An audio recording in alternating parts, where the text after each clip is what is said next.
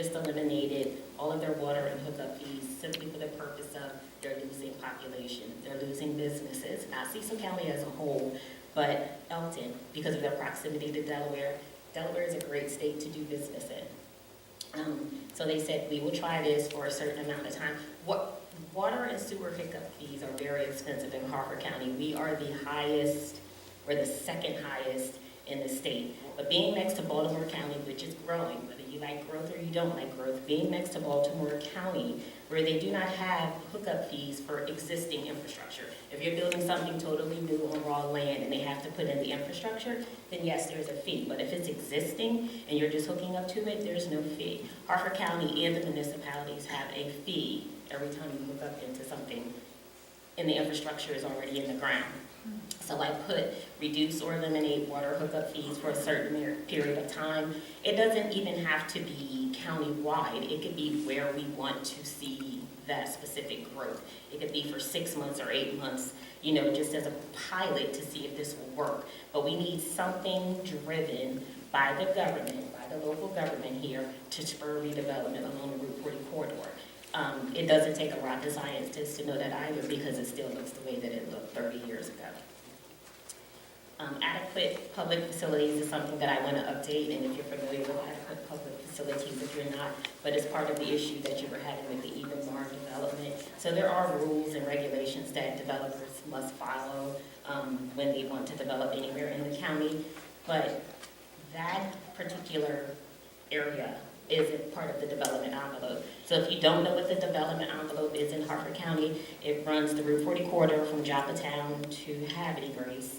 It runs up 24, is that Abingdon, Bel Air? It runs up 22 and it goes into Bel Air. So years ago, when whoever was in charge created the development envelope, this is the area where they said we would like to see development. And that is why we see development there. Whether we like it or we don't change the development envelope, that's another reason why you may elect someone to say we want to change the footprint.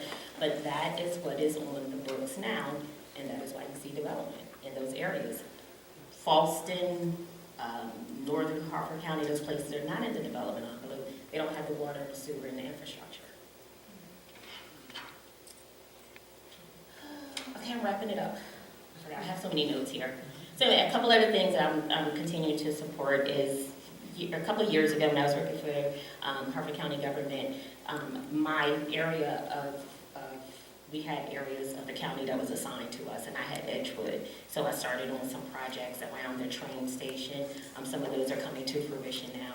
So I'm very supportive, even though it's not in my district, but I think everyone on the council needs to represent the entire county. It takes 4 council members to pass legislation. So if you only focus on your district, you're not doing your job as a council person. So I support the area around the Edgewood train station. I support redevelopment of Edgewood, period. So I only have to break that down. Transportation, we do have a transportation issue here, and part of it is with the Harford County system, which is the best system that we have. So you work with the blue bus that goes around, the link system.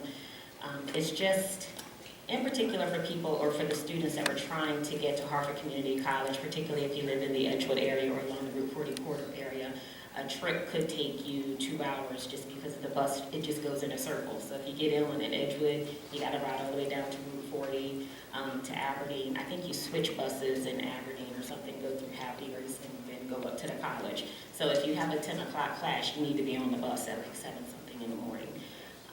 It's ridiculous. It is what it is.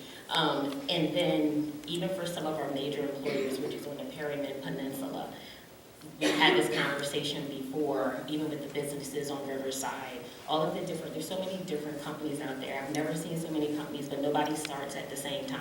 So there are some companies, the first shift is 5 a.m., the next shift is 5:30, 6 o'clock. If you do not have transportation and you're trying to ride that blue bus, you're pretty much out of luck if your shift starts that early in the morning. And then again, if your shift starts at 9 o'clock, you have to be on the bus by 7 o'clock to go 10 miles from Edgewood to Riverside.